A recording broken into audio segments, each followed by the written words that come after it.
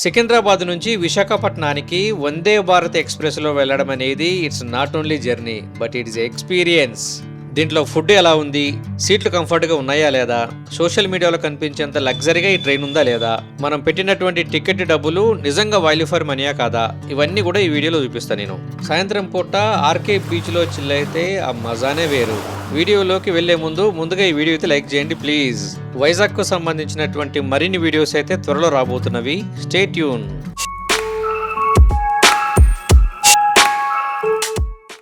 ఇది Secunderabad railway station. Renovation works అయితే ఇంకా నడుస్తూనే ఉన్నవి. నేను విశాఖపట్నానికి వెళ్లాల్సినటువంటి వందే భారత్ ఎక్స్ప్రెస్ ప్లాట్ఫామ్ మీదకి అయితే వచ్చేసింది. యాక్చువల్గా ఇది మార్నింగ్ 5 గంటలకైతే బయలుదేరుతుంది, బట్ ఒక పావుగంట ముందే వచ్చేసింది. చూడండి ఎంత బాగుందో చూడడానికి. ఇది ఇట్ లుక్స్ వెరీ బ్యూటిఫుల్. నేను ఎక్కాల్సింది C11 బోగి. సో లోపలికైతే వెళ్ళిపోదాం. ఇక్కడ బయట నుంచి చూసినప్పుడు ఇక్కడ సీట్స్ గిట్ట చూడండి ఎంత బాగా కనిపిస్తున్నాయో. ఆల్మోస్ట్ ఇక్కడ చాలా కంఫర్ట్గా ఉంటాయి సీట్స్ అయితే. లోపలికైతే వెళ్దాము, ఎలా ఉంటుందో ఒక్కసారి చూద్దాం. ఇక్కడ లోపలికి వెళ్ళగానే మనకు ఒకవైపు 3 సీట్లు, మరోవైపు ఏమో 2 సీట్లు, మొత్తం 5 సీట్లు అయితే ఉంటవి. ఒక రోలో ఒక చిన్న టేబుల్ లాంటిది ఉంటుంది అన్నట్టు. దీని మీద మనం బ్రేక్ఫాస్ట్, లంచ్ అయినా చేసేసుకోవచ్చు. ముందు మన కాలు పెట్టుకోవడానికి కంఫర్టబుల్గా ఒక ప్లేస్ ఉంటుంది. వాటర్ బాటిల్స్ కూడా పెట్టుకోవచ్చు. మన లగేజ్ ఇట్లా పెట్టుకోవడానికి సీట్ల మీద కంఫర్టబుల్గా ప్లేస్ అయితే ఉంటుంది. సీట్స్ కంఫర్టబుల్గా మెత్తగా ఉంటవి. మనం బ్యాక్ సీట్ను బెండ్ కూడా చేయొచ్చు వెనక్కి. కాకపోతే ఇవన్నీ కూడా కూర్చోవడానికి బాగుంటుంది, కానీ కూర్చొని పడుకుంటా అంటే మాత్రం అంత కంఫర్టబుల్గా అయితే ఉండవు. ట్రైన్ స్టార్ట్ కావడానికి 2 నిమిషాల ముందే ఈ బోగిలకు ఉన్నటువంటి మెయిన్ డోర్లు అయితే క్లోజ్ అయిపోతాయి. మళ్ళీ నెక్స్ట్ స్టేషన్లో మాత్రమే ఓపెన్ అవుతాయి. ఈ మధ్యలో ఏంటంటే ఇంకా ట్రైన్లోకి ఎక్కడం దిగడం అయితే పాసిబుల్ కాదు. మనం లోపలికి వెళ్ళడానికంటే ముందు ఒక ట్రాన్స్పరెంట్ డోర్ అయితే కనిపిస్తుంది.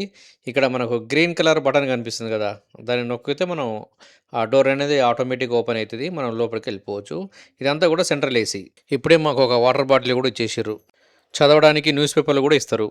ఇప్పుడే మాకు ఒకటి masala tea sachet, empty glass, తర్వాత గుడ్ డే బిస్కెట్ అయితే ఇచ్చిర్రు. వేడినీళ్ళు కూడా ఇస్తున్నారు. ఈ వేడినీళ్ళల్లో మసాలా టీ సాచెట్ని కనుక ఆ పౌడర్ని కలిపితే మనకు టీ అయితే రెడీ అయిపోతుంది.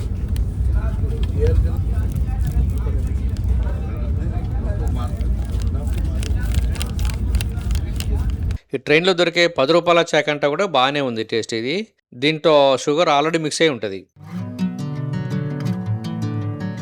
ఈ ట్రైన్ క్లీనింగ్ అండ్ నీట్ విషయంలో మాత్రం ఎక్కడ కూడా కాంప్రమైజ్ గారు. మన సీట్ దగ్గరకు వచ్చి మన దగ్గర ఉన్నటువంటి అన్వాంటెడ్ థింగ్స్ అన్నిటిని కూడా వీళ్ళు తీసుకొని వెళ్తూ ఉంటారు. అందుకోసమని ఈ ట్రైన్ అనేది చూడడానికి చాలా నీట్నెస్ ఉంటుంది. నెక్స్ట్ ఇక్కడ ఉన్నటువంటి వాష్రూమ్స్ని కూడా చూద్దాం. ఇక్కడ వాష్రూమ్స్ చాలా క్లీన్ అండ్ నీట్గా అయితే ఉంటుంది. బోగీలో ఒకటేమో ఇండియన్ టాయిలెట్, మరొకటేమో వెస్ట్రన్ టాయిలెట్, 2 కూడా అందుబాటులో ఉంటాయి ఇక్కడ. అరౌండ్ మార్నింగ్ 8 o'clock మా బ్రేక్ఫాస్ట్ అయితే వచ్చేసింది. సో దీంట్లో ఏమేమి ఉన్నాయో చూపిస్తాను మీకు ఇప్పుడు.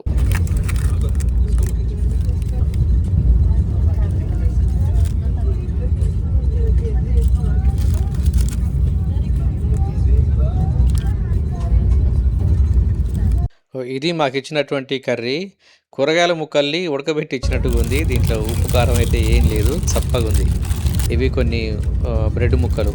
సో ఇది మా బ్రేక్ఫాస్ట్ మొత్తానికి. వెళ్ళేటప్పుడు ఈ వ్యూ మాత్రం చాలా బాగుంది. అరౌండ్ 12 o'clock లంచ్ కూడా వచ్చేసింది. సో దీంట్లో ఏమేమి ఉన్నాయో ఒకసారి మీకు చూపిస్తాను. ఇది పప్పు కూర, అంటే పప్పుకు తక్కువ ఉంది, సాంబార్కి ఎక్కువ ఉంది. ఇది తర్వాత రైసు, దాని తర్వాతకి చపాతీ, ఆ తర్వాతకి చికెన్ కర్రీ మేము ఆర్డర్ చేసినాం. ఆ తర్వాతకి ఒక వెజిటేబుల్ కర్రీ. సో ఇవైతే మాకు వచ్చేసినవి. చపాతీ విత్ చికెన్ కర్రీ మాత్రం బాగుంది టేస్టు. ఇక్కడ మనం స్పెషల్గా మాట్లాడుకోవాల్సింది ఇక్కడ రైస్ గురించి. రైస్ అయితే అస్సలు ఉడకలేదు, బియ్యం ఉన్నాయి మొత్తం. ఇది తింటే ఏంటంటే ఇంకా హెల్త్ ఖరాబ్ అవుతుందని చెప్పేసి తినలేదు. పప్పు కూడా ఇంకా మేము డస్ట్బిన్లో బయట పారేసినాం. ఇంకా ఆ తర్వాతకి కోకో ముంజ తిన్నాం, బాగుంది టేస్ట్.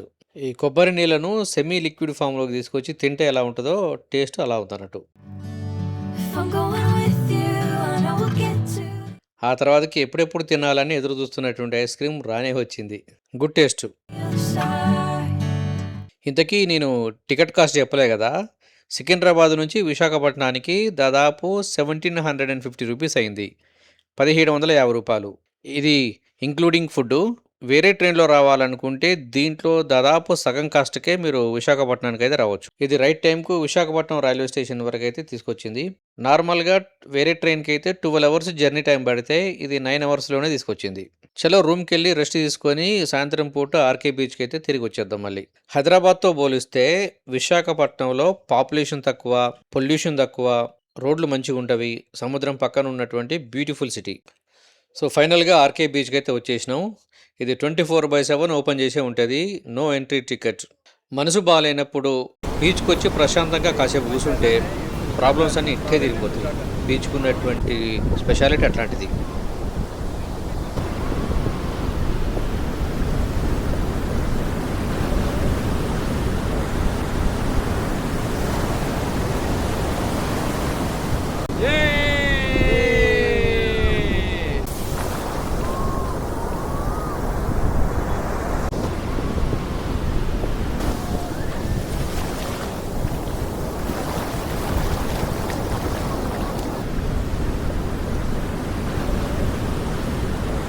ఈ ఆర్‌కే బీచ్ దగ్గరలోనే submarine museum, aircraft museum, helicopter museum, sea harrier museum ఇవన్నీ గూడా ఉంటవి. వీటన్నిటిని గూడా మీకు రాబోయేటువంటి వీడియోలో చూపిస్తాను.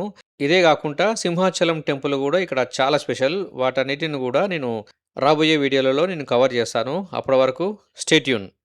ఈ వీడియో గనుక నచ్చినట్టయితే లైక్ చేయండి. మన ఛానెల్‌ని సబ్స్క్రైబ్ చేసుకోవడం మాత్రం మర్చిపోవద్దు. Thanks for watching. మీ ట్రావెల్ విత్ ఉషాక.